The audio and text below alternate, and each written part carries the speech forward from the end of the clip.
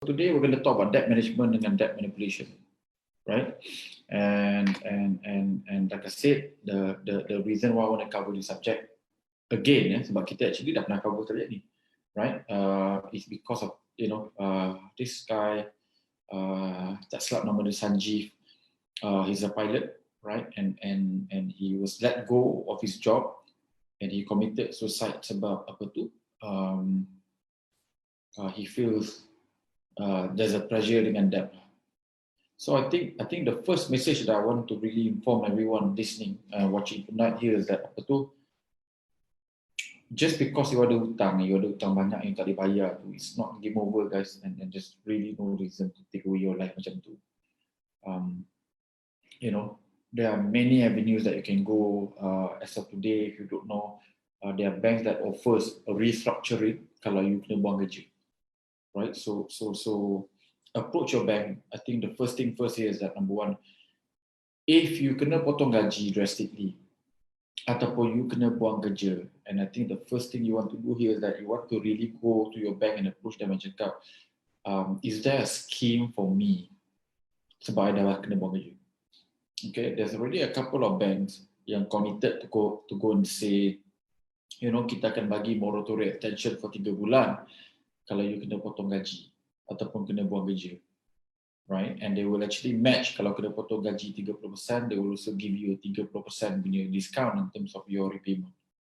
So I hope that when we do session macam ni, number one, you get as many family members atau kawan datang tengok, simply because like I said, like guys, ada hutang is not the end of the world. Even if you go bankrupt ataupun ada KPK, it's still not the end of the world. We have clients whereby we're trying to get out from the KPK within 1 year. So, it's not a big deal, right? So, it's not a big deal to the point you want to consider committing suicide. I think that's the first thing I really want to address. Lepas tu, like I said, if you are in the position whereby you kena potong gaji atau kena buang kerja, the first thing you want to do here is that you want to approach your banks, whereby you ada loan creator, loan rumah, go to them and say, look, I just lost my job. Is there anything that you guys can do for me? Right? So that's point number one. Point number two here is that you can also reach out to people who are like AKPK and restructures accept your loan. Right? And of course, while waiting for the job to datang balik and apa semua tu, and for you to be hired tu, of course, itu tak cakap lah. You have to cari kerja dan apa semua tu, buat Grab ke apa ke kan. But whatever you do, please don't take away your life lah, guys. It's not the end of the world. Kena buang kerja, it's not the end of the world bila you ada banyak hutang. And committing suicide is really not the option. Okay, so I think that's the first thing I really want to highlight, right? Even bankrupt pun you boleh keluar after a few years. AKPK pun you boleh keluar after a few years. And like I said, the game plan right now is to survive. And the first thing you should do here is to approach your banks, tanya dengan dia, how can I restructure my loan dengan you guys? Not that I kena potong gaji 50% or I dah kena buang kerja. And second option is to go to things like AKPK, right?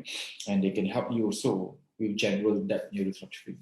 Now, this session is really more for people who are, for example, ada possibility untuk either kena buang kerja ataupun nak kena potong gaji. If you tengok bos you marah-marah bad mood and hari-hari kan, so cash flow tak cukup kan, gaji dah mula bayar lambat tu. So these are basically signs and you want to do this before gaji you betul kena potong ataupun you kena buang kerja, sebab this technique of mine of debt manipulation means you need to take on cheap long-term debt untuk cover expensive short-term debt. So what are cheap long-term debts? Property. What are short-term debts? Things like personal loan, car loan, credit card debt, etc. Right? So these are short-term debt you will cover.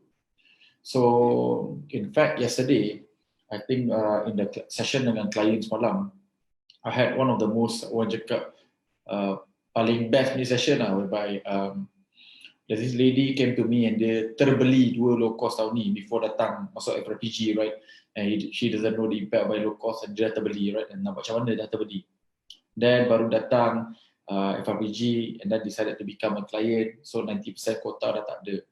So I put in a proposal that will allow her to fully pay off dua cost flat ni this year, right? And on top of that, boleh settlekan hutang personal loan dia dengan kereta sekali. So one move settlekan dua loan rumah, one personal loan dengan kereta sekali.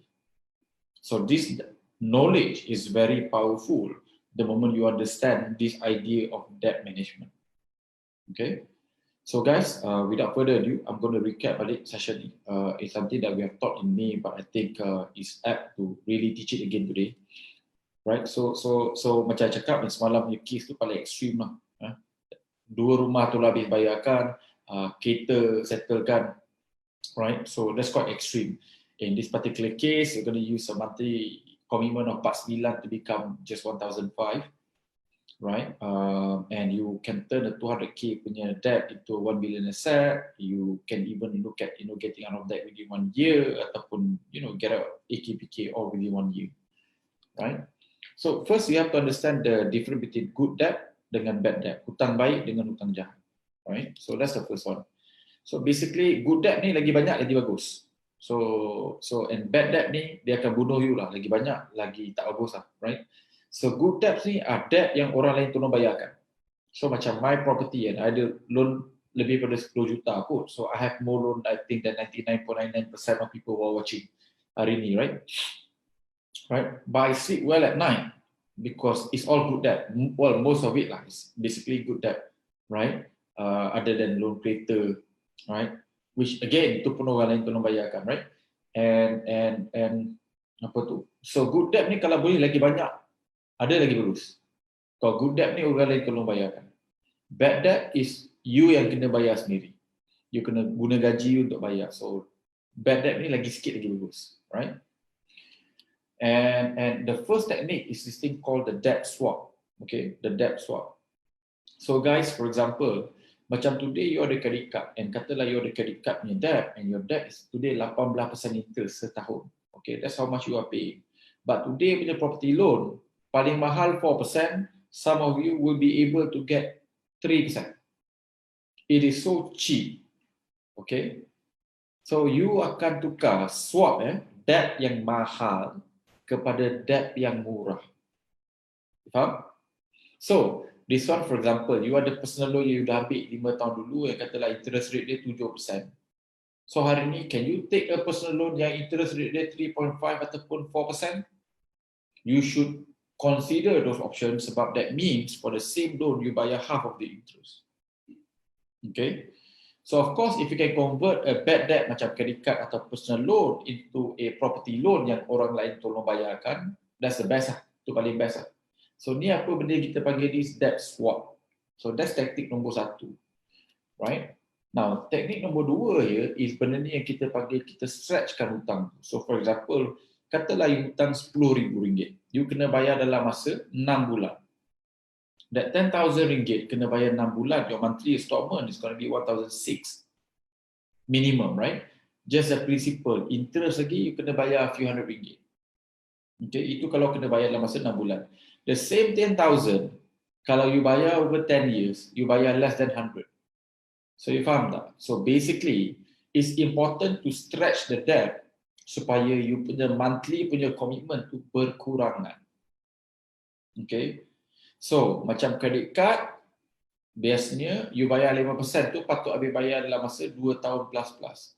But property punya loan adalah 35 tahun. So, sama juga macam klien semalam tu, yang whereby dia boleh habis bayarkan kereta dia sebab property tu akan bagi dia cash untuk dia langsaikan hutang kereta. So, that means komitmen bulanan kereta dia of 7,800 sebulan tu, sekarang ni become 200 je sebulan under property. And the best part here is that kalau property tu orang sewakan, that means orang lain tolong bayarkan kereta dia. So like I said guys, this is a very powerful concept and kalau you boleh buat benda ni, of course sebelum kena potong gaji ataupun sebelum kena buang kerja, that is good. Which is why kita ajar benda ni dah lama dah. But I don't know whether most of you watch it ke tak ke, and I think with the recent suicide case, so I feel obligated to just come in and basically ajar balik, right?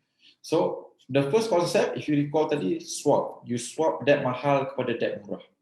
Nombor dua adalah stretch. You panjangkan loan tu daripada 2 tahun ke 30 tahun. 9 tahun ke 33 tahun.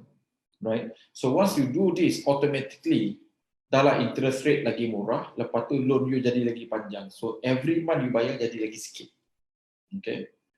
So the best play here is that kalau you boleh swap your debt daripada mahal kepada murah, stretchkan dia, and last kali tu OPM ataupun other people's money, which means hutang you tu orang lain yang tolong bayarkan. Someone else pays for your debt. So to me, that is the ultimate, orang cakap, objective to anyone watching this video as of today. This is a very powerful concept. Okay. Jangan takut dengan hutang. Learn how to jaga. Learn how to control. Okay. So, in this particular case, we have an actual client yang whereby dia kurangkan dia punya monthly commitment tu by 70%. Okay. So, dulu dia ada, first kali dia ada car loan ni. Okay, dia ada car loan ni. Right? 1,400. And then dia tengah sewa pada harga RM2,000, dia juga ada personal loan 500 and dia ada minimum payment credit card dia 1,000 sebulan. So tiap-tiap bulan guys, dia kena bayar 4,900, gaji dia lebih kurang 6,000 lebih net, right? Right, so but 4,900 goes to monthly repayment every month. Okay, so itu sebelum datang jumpa kita. Lepas datang jumpa dengan kita, this is basically what happened. First, here is that kita tukar dia from renting, mengkayakan tuan rumah, kepada owning, right? So dia own a unit, siap boleh sewakan lagi dia unit. So sekarang ni, dia punya monthly commitment dulu kalau sewa kena bayar 2,000 sebulan, sekarang dia punya installment akan jadi 2,400. Tetapi sebab dia sewakan 2 bilik, di rumah tu dia beli 3 bilik, dia duduk 1 bilik, dia sewakan 2 lagi tu, dia akan dapat 1,500 balik. So net dia adalah RM900 je yang dia nak kena bayar, and she owns the asset rather than dia bayar sewa tiap-tiap bulan, right? So personal loan tu kita biarkan sebab loan dia banyak lagi, yang lama lagi, and then credit card ni kita tolong langsaikan. So with that, personal commitment dia tiap bulan adalah 500 personal loan tu sekali dengan 2,400 yang dia nak kena bayar tu, tapi dia dapat collect sewa 1,500. So 900 lah. So total monthly commitment dia bila 2 bilik tu disewakan adalah 1,400 saja. So dia daripada 49 ni guys, dia jadi 1,400. Okay. And what she did, she bought one property. So kenapa boleh jadi macam ni? Right? Kenapa lepas dia tambah hutang? Sebab property ni hutang kan banyak kan, 500,000 kan. Kenapa lepas tambah hutang, hutang dia jadi lagi sikit tak bulan. Okay. So macam saya cakap tadi, first kali is that dia convert hutang dia yang mahal tu, credit card 18%, car loan is about 7-8%, kepada hutang property yang murah cuma 4%. So dia dah buat debt swap. On top of that, loan kereta dia yang beberapa tahun tu, and dia punya credit card yang sepatutnya 2 tahun tu, dia stretch kepada 35 tahun. Okay. So kita panggil benda tu stretch, right? So kita ada benda ni yang kita panggil cashback bila beli property guys. So kita akan ada benda ni kita panggil cashback bila beli property. Right? So in this particular property dia dapat 40,000 cashback. So maksudnya diskaun dia dapat tu, dulu dapat 10%, dia sekarang dapat 18%. So because of that dia ada 40,000 cashback. So dia beli rumah tu dia dapat 40,000 cash. So orang lain beli rumah bayar duit kan. Dia beli rumah dapat 40,000. Dapat 40,000 cash. I see. Excited sangat tu beruntung. Hari ni asyik jatuh je. Right? So tu point number 1 dia dapat 40,000 cash daripada pembelian rumah tu. Nombor 2 is that a lot of people don't realize that bila you beli rumah, you boleh bawa keluar IPF kedua dia. So IPF kedua dia ada 50,000 dia bawa keluar. So now sepatutnya 55,000 tu digunakan sebagai 10% down payment dia, tapi sebab diskaun dia lebih pada 10%, 55,000 tu masuk duit poket dia. So sekarang ni dia ada 40,000 cashback and dia ada 55,000 duit daripada IPF kedua. Okay. So dia gunakan 95,000 ni untuk buat beberapa 3 benda lah. Satu is that dia settlekan hutang kereta dia settlekan hutang credit card dia, and then dia renovate rumah tu supaya dia boleh sewakan. Remember dia ada 3 bilik, dia sewakan 2 bilik. right? So daripada penyewa dulu sekarang dah jadi tuan rumah. Daripada komitmen 4,009 sekarang ni dah jadi cuma 1,400 saja. So now daripada penyewa jadi tuan rumah boleh save 3,000 lebih ekstra tiap-tiap bulan. So guys, if hutang you boleh kurang 3,000 lebih tiap-tiap bulan, kalau kena potong gaji tu tak terasa sangatlah.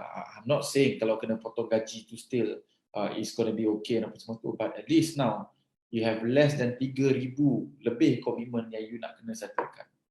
So this is a very useful skill and knowledge to understand. And bila buat benda ni elok, your hutang every month tu komitmen dia akan dikurangkan. Okay, and lagi power bila orang lain boleh tolong bayarkan, macam dalam kes Miss A ni.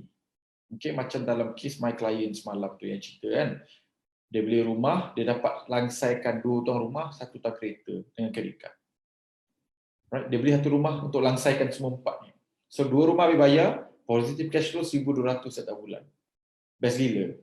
So saya tanyakan dia umur berapa? Dia cakap umur dia 29. So saya cakap kalau umur 29, you ada total 3 property, 2 dah habis bayar, okey ke tak okey? Dia cakap, oh best gila lah.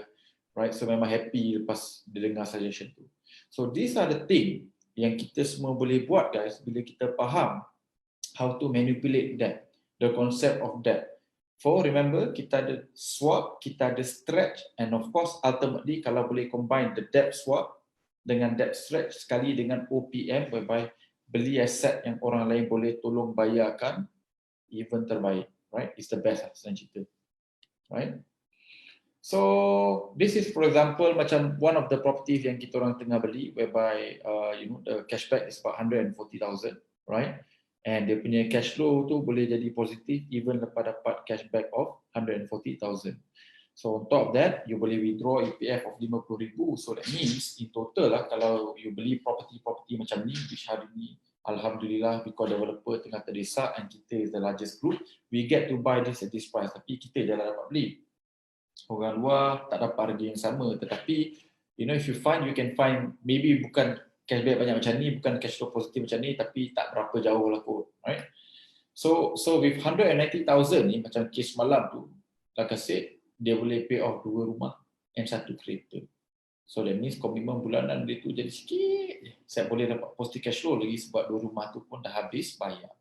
So guys, these are real life example macam mana you nak gunakan debt manipulation dengan membeli property. Sebab bila you beli property tu, you enable loan you yang mahal-mahal, pendek-pendek ni jadi loan murah panjang-panjang. Okay, and instead of bayar 5 loan, you bayar 1 loan je. And of course, paling power is that bila loan you tu orang lain yang tolong bayarkan.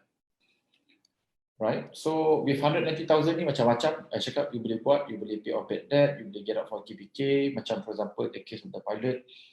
I don't know, I feel guilty, I feel that we should have done this sooner, tapi it is what it is lah, right? And maybe kalau dia dapat belajar pasal benda ni awal-awal, maybe he doesn't have to make that decision on nak bunuh diri, right? So but it is what it is. I hope to be able to prevent benda-benda macam ni from happening, which is why we are teaching this. So like I said lah, 190,000 is a lot of money. You boleh pay off bad debt, you boleh get out for KPK, you boleh langsaikan kontrak kereta, you boleh beli other properties and beli stock. So macam-macam lah you boleh buat. Tak tahu apa hidung dengan kakak lah. Right. So guys, in summary, kalau you nak buat konsep debt swap, debt stretch dengan OPM ni, you kena gunakan benda ni yang you kena beli property at 30% below market value. Right, so if you can do that, you akan dapat benda yang kita panggil cashback, you also akan dapat cash flow positif. So therefore, minimum you kena beli 30%. Macam klien kita orang, ada yang beli 20%, ada yang beli 30%, ada yang beli sampai 50% below market value ada. Right? So, last kali tu, nombor 2 tu is that you kena remember bila you beli property, you juga boleh withdraw duit pada EPF. So, duit EPF tu akan masuk poket, so you juga boleh gunakan tu untuk either tambahkan simpanan atau bayar hutang. So kalau kena buang kerja, simpanan ada 190,000, okey lah. Tak adalah orang cakap berlumpur sangat kan. Right? Tapi you kena ingat guys, whatever it is, nombor 3 ni sangat-sangat penting. Kalau you nak guna strategi debt swap, stretch sekali dengan OPM, you must make sure you faham cara nak dapatkan sewa yang boleh cover semua installment. Okay, ni penting gila. Sebab kalau you guna cashback saja untuk beli property tahi, dan still nanti you kambus lubang baru, lubang lama, and you tambah lubang baru yang lagi besar. Right? So kita tak nak benda tu. Kita nak rental boleh cover. So ni syarat wajib lah. Hukum wajib kalau you tak dapat buat benda ni, so benda ni I isytiharkan sebagai haram dari segi pelaburan. Okay? Now, lepas tu you ada banyak option untuk buat benda ni. As of today, like I said, ada banyak pemaju yang terdesak, nak bagi you banyak-banyak diskaun, you boleh ada cashback macam ni, you boleh buat DIY, tapi kalau you tak berani buat DIY, you can always engage expert dengan macam kita, and that's why, for example, Alhamdulillah, we have quite a fair bit of client datang join kita, beratus semenjak PKP. And kita ada bantu few hundred of them sekarang ni tengah buat benda yang sama. So if you want to join them, let us know, datang ke Next CIS, dan nanti Kisina akan share dengan you link whereby you boleh register for next session kalau you nak berminat jadi klien, nak kita tolong buatkan benda ni for you guys. So guys, with that, I want to end the session tonight. I hope you benefited, you learned something new from tonight new sharing. Number one, I have a small favor to ask you. You dah tahu pasal ilmu ni. I hope kalau you terdengar kawan-kawan you yang tengah ada masalah hutang ni, you tolong ajar. If you don't know how to ajar, bawa dia masuk sini dan suruh dia tengok video, this particular video. But if you know how to teach them, then please teach them, because like I said lah, there's nothing more important than life. There's no reason why anyone should commit suicide and bunuh diri sebab hutang, and like I said, hutang ni something that you can manage. Okay, it's a question whether kita ni ada ilmu ataupun tak ada ilmu sahaja untuk manage benda tu. Alright, people like me hutang berpuluh pun, 8 angka pun okey je, boleh tidur malam-malam. Ada orang hutang 5 angka dah tak boleh tidur, dah gelisah. So therefore guys, jangan takut pasal subjek ni, belajar cara nak manipulasikan, belajar cara nak manage benda ni. So insyaAllah, if we all do our part, I try to teach you and then you teach your friend, family member, insyaAllah 6 months, 1 year from now, everyone will be slightly better off. So to me, very simple, this ilmu ni I ajar for free so that, you know, I hope you can teach it to anyone out there who could use this. So with that, guys, you know, I want to wish you, please be kind. Let's help out each other as much as possible. Thank you very much. Assalamualaikum. Salam satu Malaysia, salam satu kapitalisme. Bye.